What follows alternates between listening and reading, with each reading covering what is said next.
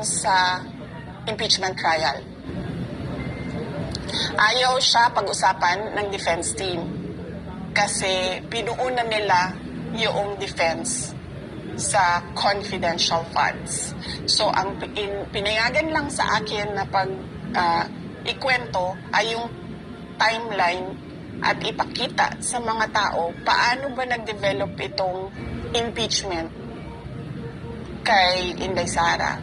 Yung Mary Grace Piatos at iba-iba pang nilang sinasabi, nandito din yun sa timeline natin, makikita ninyo, ay may sagot.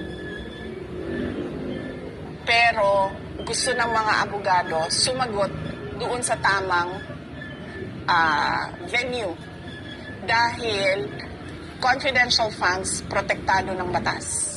Hindi ka basta-bastang, kasi nga sinasabi ko kanina sa discussion, ang confidential funds pinoprotektahan niya ang national security natin at yung buhay ng mga tao na merong impormasyon na makakasira ng seguridad ng bansa. So hindi po sa ayaw niyong sagutin ito, ngunit dahil may batas na hindi pwedeng sagutin ang laman ng confidential. Yes, may batas. In fact, madami sa kanila sa House of Representatives ang nag-violate nung batas na yon. And mako-compromise maybe yung operations kapag inilabas ng information na ito.